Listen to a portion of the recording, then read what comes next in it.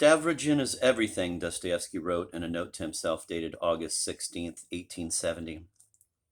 Once the true protagonist appeared, the materials of the novel began to compose themselves around him. The result, neither pamphlet nor religious poem, but a blending and recasting of both, cost him another 2 years of work.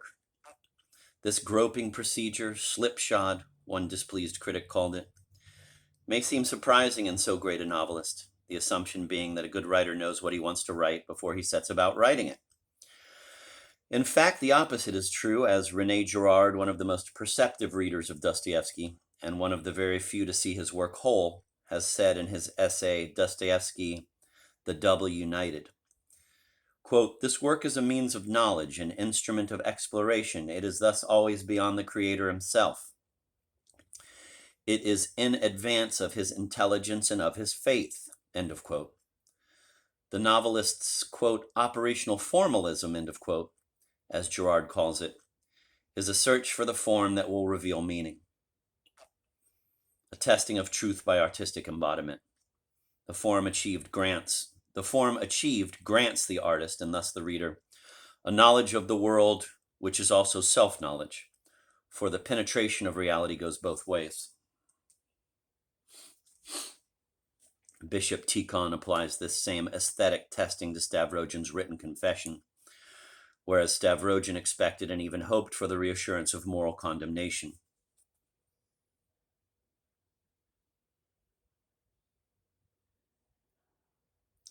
No other means of knowledge works in quite this way, and it is remarkable that Dostoevsky, constantly risking formal chaos, should arrive at such perfect formal unity as we find in Demons.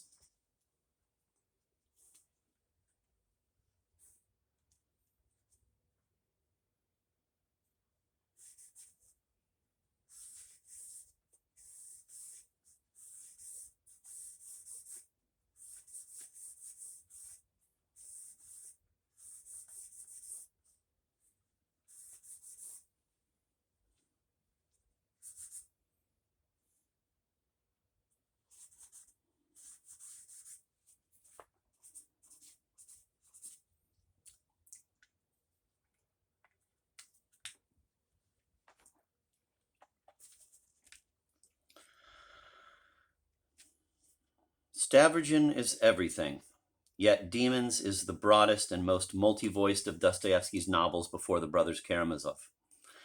The possession it describes affects not one man or a few families, but an entire provincial town and all levels of its society. We have mentioned Stavrogin's struggle with his demon. To avoid romantic misunderstandings, we had better consider who or what the demons of Dostoevsky's title are. The answer is far from obvious. It would be simpler if the title were indeed The Possessed, as it was first translated into English and into French, a tradition to which Albert Camus contributed in his dramatization of the novel. This misrendering made it possible to speak of Dostoevsky's characters as demoniacs in some unexamined sense, which lends them a certain glamour and even exonerates them to a certain extent. We do see a number of people here behaving as if they were possessed. The implications of the word are almost right, but it points in the wrong direction. And in any case, it is not the title Dostoevsky gave his novel. Discovering that the Russian title Bessie refers not to possessed, but to the possessors, we then apply this new term demons to the same set of characters in the same unexamined way. A surprising turnabout if one thinks of it. Which characters, however, are the demons? Varvara Petrovna and Stepan Trofimovich, the mother and spiritual father of Nikolai Stavrogin? No, hardly. Stavrogin himself? If the title were singular, it might be taken as referring to him, with those very romantic overtones we are trying to avoid, because Dostoevsky avoids them entirely. But there is no odor of brimstone about Stavrogin. He is not a demon.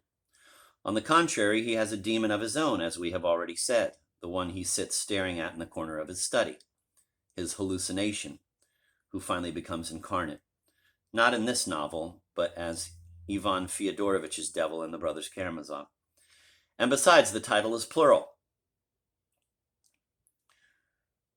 Could it refer to the first rank of Stavrogin's disciples, to Peter Verkovensky, Shatov, Kirillov, all of whom claim him as the decisive force in their lives? Or to the second rank, to Peter Verkovensky's crew, Laputin, Virginsky, Lyamshin, Tolkachenko, Urkel, to Fedka the convict and long-eared Shigliov? But the contagion of evil does not originate with any of them. Who then are the demons?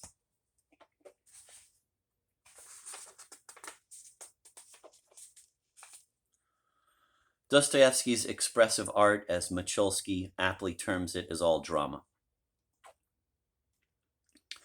He suppresses narrative commentary on his characters' words and feelings, explanation of their motives, examination of their thoughts, the broad painting of descriptive realism. All commentary comes from other characters, among whom is the narrator chronicler himself. Dostoevsky renders only the words of his characters, their personal ways of speaking, facial expressions, gestures, in a minimally detailed and often, quote, naively, end of quote, symbolic settings. Mud, rain, mist, darkness. The absence of commentary intensifies the behavior of the characters and at the same time leaves it enigmatic.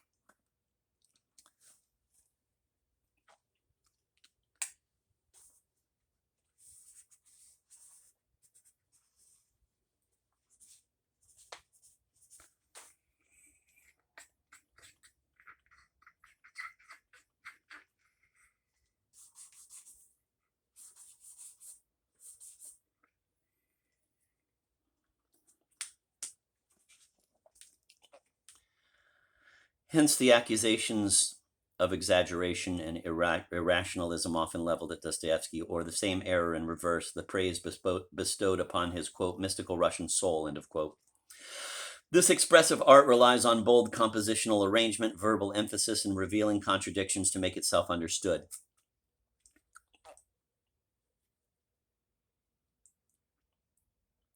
And it relies on the memory of the reader, who thus participates in the unfolding drama. Aware that his artistic method left his work open to misunderstanding, Dostoevsky tried to include directives for the reader through the heightening of contrasts, the multiplying of contradictions and confrontations, and in this case, the mechanical pointing of his title, supported by two epigraphs.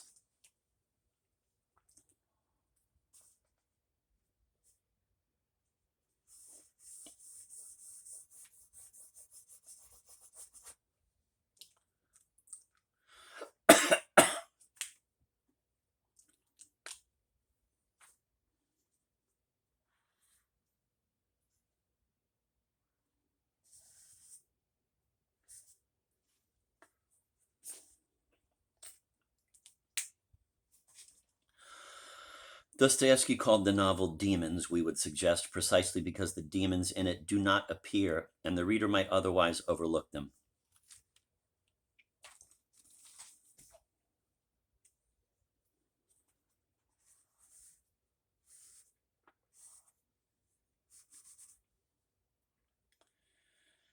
The demons are visible only in distortions of the human image, the human countenance, and their force is measurable only by the degree of the distortion.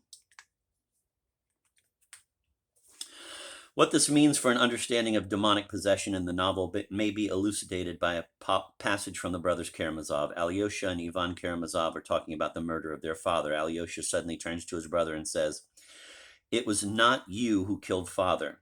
You've accused yourself and confessed to yourself that you and you alone are the murderer. But it was not you who killed him. You are mistaken. The murderer was not you. Do you hear? It was not you. God has sent me to tell you that. In fact, Ivan was their father's murderer, if only in an intellectual sense. But Alyosha is talking about something else. He seems to mean that the evil in Ivan is not him, is not identical with him, is not his essence. Ivan is in danger of taking it for his essence, of damning himself and losing himself entirely. He's on the verge of madness. Alyosha's message is truly meant to save him. The world of demons, the provincial town with its society, its administration, its older and younger generations, its club members and revolutionaries, is in a condition similar to Ivan's. The title is perhaps Dostoevsky's message to us that it is not them.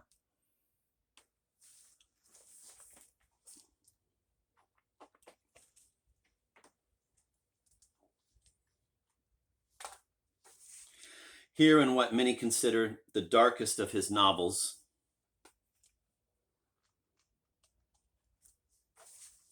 Dostoevsky inscribes the fundamental freedom of Judeo-Christian revelation.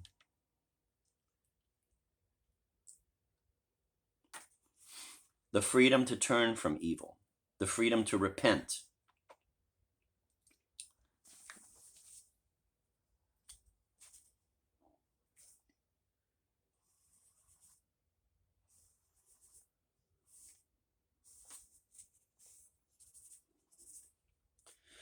His vision is not Manichaean. He does not see evil as co-eternal with good. Evil cannot be the essence of any living person. The possessed can at any moment be rid of their demons, which are wicked but also false. The devil is a liar and the father of lies, and the lie here is the same as in the beginning. You will be like God. It is what we have referred to as autonomy, embodied most fully in Stavrogin and most purely in Kirillov. The assertion of human autonomy is finally a revolt against God. It is also the final lie, the mystification behind all the demystifying critiques of modern times. It was in this light that Dostoevsky saw not only the political movements of his day, but the ideas that nourished them, ideas that came a bit late to Russia, but developed there at an accelerated pace. That acceleration makes itself felt very strongly in Demons.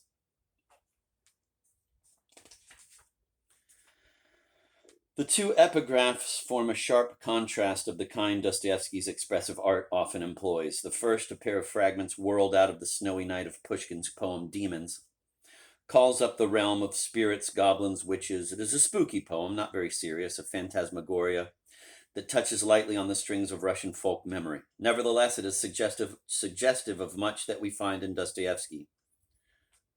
The bewilderment, the whirlwind of events, the grotesquerie, the uncanny atmosphere, underlying which there is also a richness of folk memory, articulated mainly through the figure of the lame and half-mad Maria Timofeyevna, with her other reality in her marriage to the Prince Impostor. She brings a current of half-pagan piety into the novel's symbolism, about which the Russian poet and philosopher Vyacheslav Ivanov has written most perceptively in Freedom and the Tragic Life, a Study in Dostoevsky, 1916, English translation, 1952. On the one hand, then, the demons of the title belong to the folkloric realm of spirits. They are devilish misleaders of men, tricksters whose presence is deduced from the question, "We've lost our way. What shall we do?"